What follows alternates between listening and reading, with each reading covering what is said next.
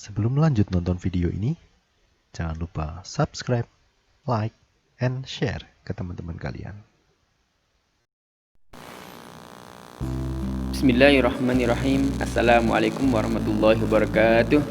Apa kabar anak-anak? Alhamdulillah, luar biasa, Allahu Akbar. Semoga kita selalu sehat dan tetap semangat. Alhamdulillah, sudah hampir 2 pekan ini kita melaksanakan pembelajaran tatap muka di sekolah. Meskipun dalam satu kelas itu masih dibagi 3. Kita berharap semoga keadaan selalu lebih baik sehingga kita bisa melaksanakan pembelajaran tatap muka di sekolah dengan lebih normal lagi. Dan tentunya kita berharap semoga kita selalu sehat, tetap semangat, selamat dunia akhirat. Amin. Itu yang kita harapkan. Baik anak-anak, kembali kita melanjutkan pembelajaran tema, masuk pada tema baru yaitu 5E. Tema yang kelima tentang ekosistem.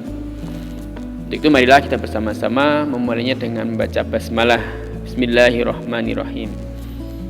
Anak-anak, dalam pembahasan kali ini di subtema 1, pembelajaran 1 dan 2, kita akan membahas tentang beberapa hal. Di antaranya yaitu yang pertama tentang ekosistem, yang kedua tentang cerita non-fiksi atau teks non-fiksi, dan yang ketiga adalah tentang bernyanyi. Kita akan bernyanyi bersama nanti. Baik, yang pertama tentang ekosistem. Anak-anak, ekosistem itu merupakan bagian dari lingkungan, di mana lingkungan itu ada 2 komponen. Di dalam lingkungan terdapat 2 komponen. Yang pertama adalah komponen biotik, yang kedua adalah komponen abiotik. Komponen biotik adalah komponen yang bernyawa seperti manusia, hewan, tumbuh-tumbuhan, dan mikroorganisme. Kemudian komponen abiotik adalah komponen pada lingkungan yang tidak bernyawa, benda-benda yang tidak bernyawa. Seperti misalnya kalau kita di sekolah, ada meja, kursi, jendela, pintu, itu adalah komponen abiotik, komponen yang tidak bernyawa. Atau di lingkungan yang luas, ada air, sinar matahari, cahaya, ya kan? Tanah, ini adalah komponen abiotik, yaitu komponen pada lingkungan yang tidak bernyawa, di mana komponen abiotik dan komponen biotik ketika terjadi interaksi maka akan membentuk sebuah ekosistem. Nah, apa itu ekosistem? Kita bisa membaca tentang komponen pembentuk ekosistem. Lingkungan merupakan anugerah yang diberikan Tuhan kepada makhluk hidup yang ada di bumi. Lingkungan tercipta agar semua makhluk bisa tinggal untuk hidup dan memenuhi kebutuhan hidupnya. Suatu lingkungan terdiri dari komponen biotik berupa makhluk hidup dan komponen abiotik berupa benda mati. Komponen biotik dan abiotik dalam suatu lingkungan saling berinteraksi satu sama lain. Interaksi yang terjadi antara komponen biotik dan abiotik dalam suatu lingkungan disebut ekosistem. Sehingga kita bisa diambil kesimpulan, apa itu ekosistem? Ekosistem adalah interaksi yang terjadi antara komponen biotik dan abiotik dalam suatu lingkungan. Nah, suatu ekosistem tersusun dari individu, kumpulan individu atau populasi, dan komunitas. Ya, ada 3 hal yang terdapat dalam ekosistem. 3 hal yang menyusun ekosistem. Yang pertama adalah individu, yang kedua adalah populasi, dan yang ketiga adalah komunitas. Individu merupakan organisme tunggal. Contoh adalah seekor tikus, seekor kucing, sebatang pohon jambu, sebatang pohon kelapa, seorang manusia, ya, yang merupakan organisme tunggal. Sementara kumpulan individu sejenis yang hidup pada suatu daerah dan waktu tertentu disebut populasi. Sehingga apa itu populasi? Populasi adalah kumpulan individu sejenis yang hidup pada suatu daerah dan waktu tertentu. Contoh populasi: gajah di sebuah padang rumput berjumlah 50 ekor gajah, atau kumpulan singa di sebuah padang rumput, ya, dan lain sebagainya. Jadi kumpulan individu sejenis yang hidup pada suatu daerah dan waktu tertentu disebut populasi. Berbagai populasi yang hidup pada suatu waktu dan daerah tertentu yang saling berinteraksi dan saling mempengaruhi satu sama lain disebut komunitas.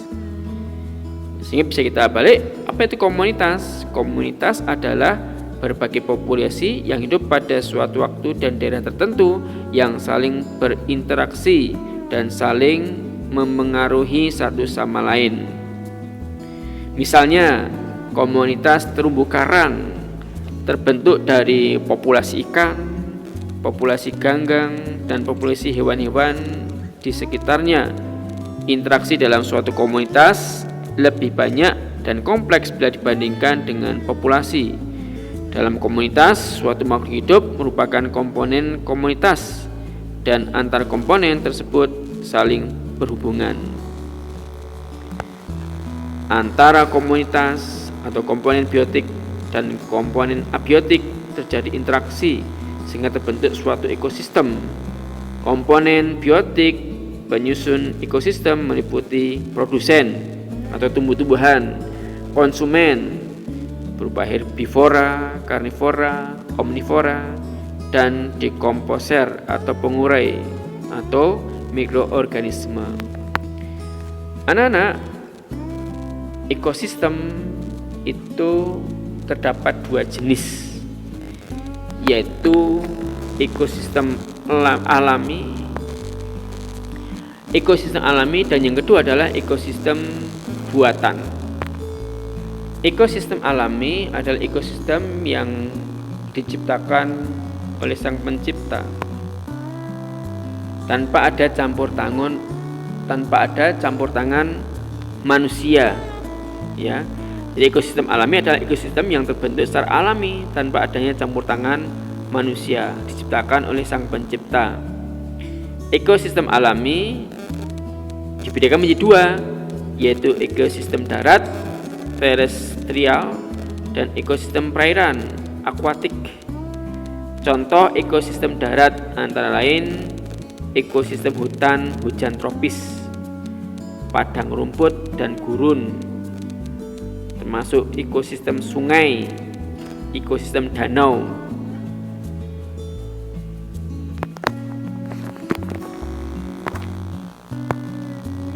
Juga ekosistem air laut seperti ekosistem terumbu karang, ekosistem laut dalam, dan ekosistem pantai, serta ekosistem air tawar seperti ekosistem tadi danau, ekosistem sungai, dan ekosistem rawa-rawa.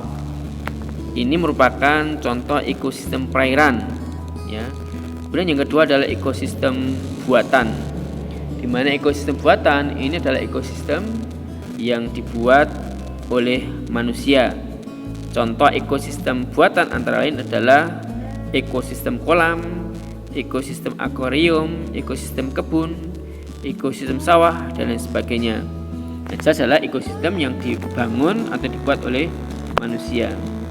Sehingga perlu digarisbawahi bahwa dua jenis ekosistem, yang pertama adalah ekosistem alam atau ekosistem alami, ya, ini yang diciptakan oleh Sang Pencipta, di mana ekosistem ini terbentuk secara alami tanpa adanya campur tangan manusia. Dan yang kedua adalah ekosistem buatan, yang merupakan ekosistem yang sengaja dibuat oleh manusia. Nah, dalam sebuah ekosistem itu seringkali dalamnya terdapat hewan yang terdiri dari beberapa macam golongan berdasarkan jenis makanannya. Maka ada tiga penggolongan hewan berdasarkan jenis makanannya. Yang pertama adalah hewan herbivora yang kedua adalah hewan karnivora, dan yang ketiga adalah hewan omnivora. Yang pertama, hewan herbivora. Hewan herbivora adalah hewan pemakan tumbuh-tumbuhan seperti sapi, kambing, kerbau, kelinci, ya, pemakan rumput, pemakan tumbuh-tumbuhan, ya, termasuk burung pipit, pemakan biji-bijian.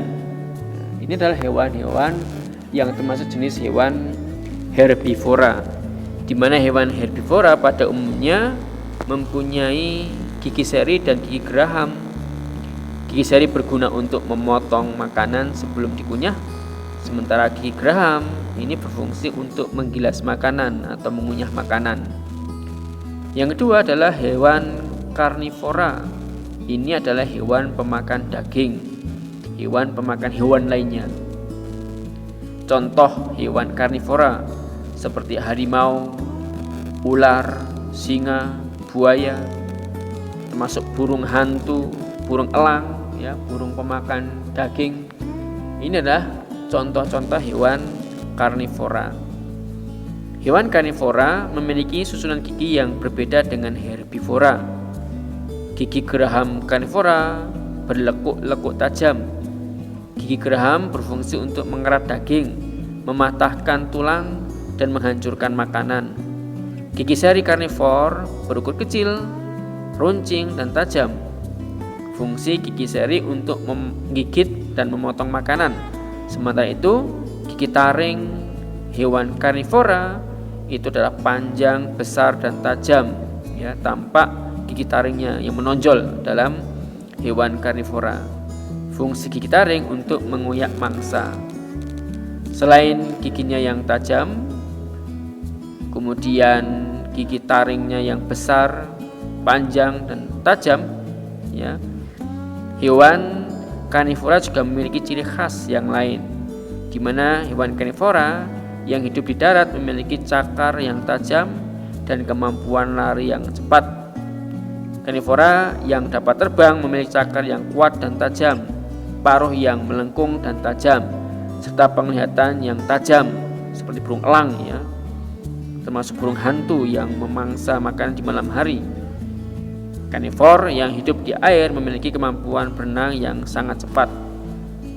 Nah, ini penggolongan yang kedua, itu hewan karnivora, hewan pemakan daging. Yang ketiga adalah hewan omnivora, yaitu hewan pemakan segala, baik dari tumbuh-tumbuhan maupun dari hewan. Pemakan tumbuh-tumbuhan juga pemakan hewan, ya, disebut hewan omnivora. Contoh hewan omnivora adalah seperti ayam, tikus, kucing, bebek, ikan, ya. Ayam memakan biji-bijian seperti beras dan jagung, dapat pula makan cacing. Kucing juga demikian, dia makan nasi, ya, juga makan ikan. Tikus, dia juga makan makanan dari hewan, juga makan makanan dari tumbuh-tumbuhan. Inilah yang disebut hewan omnivora. Susunan dan bentuk gigi hewan omnivora adalah gabungan antara herbivora dan karnivora.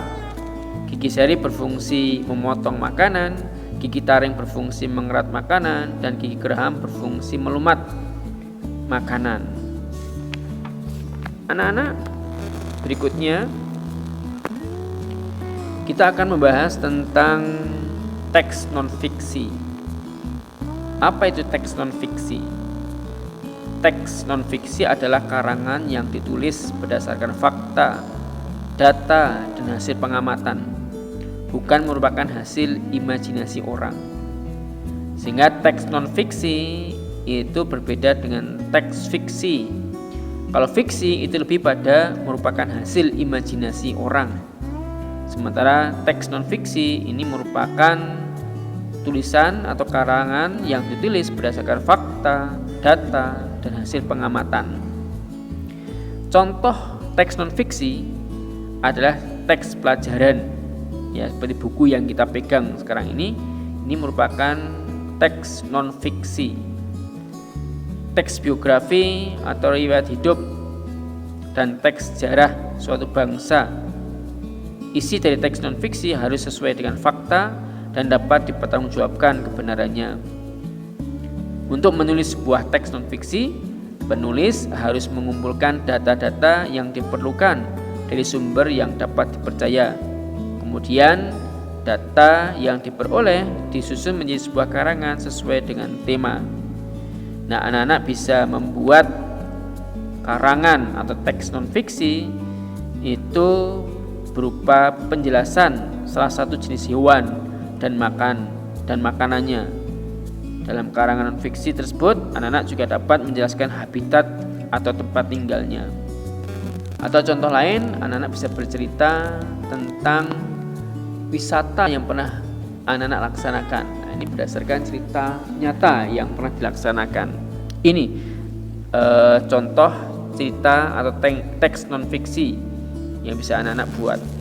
Untuk yang terakhir, ayo kita bersama-sama bernyanyi dalam pembelajaran 2. Ada sebuah lagu yang berjudul Anak Gembala. Baik, mari kita bernyanyi bersama-sama. Sudah didapat ya? Ayo, 1, 2, 3. Aku adalah anak gembala, selalu riang serta gembira, karena aku senang bekerja, tak pernah malas ataupun lengah.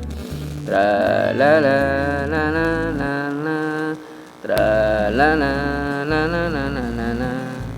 Setiap hari ku bawa ternak ke padang rumput di kaki bukit. Rumputnya hijau, subur dan banyak, ternakku makan tak pernah sedikit. Tra-la-la-la-la-la, tra-la-la-la-la-la-la. Baik, itu anak-anak belajar kali ini. Nanti untuk lagu ini bisa anak-anak nyanyikan lagi nanti sendiri, atau bersama saudara atau teman-temannya yang lain. Cukup sekian pembelajaran kita kali ini, semoga bisa dipahami. Berikutnya nanti silakan kerjakan soal evaluasinya, dan Bapak berharap kalian tetap menjaga kesehatan, menjaga kebersihan, senantiasa ingat untuk selalu beribadah, berdoa sesuai dengan tuntunan, dan jangan lupa berusaha untuk selalu membantu orang tua. Tetap ceria, tetap bahagia. Terima kasih. Kita tutup dengan bacaan hamdalah. Alhamdulillahirabbil alamin. Assalamualaikum warahmatullahi wabarakatuh.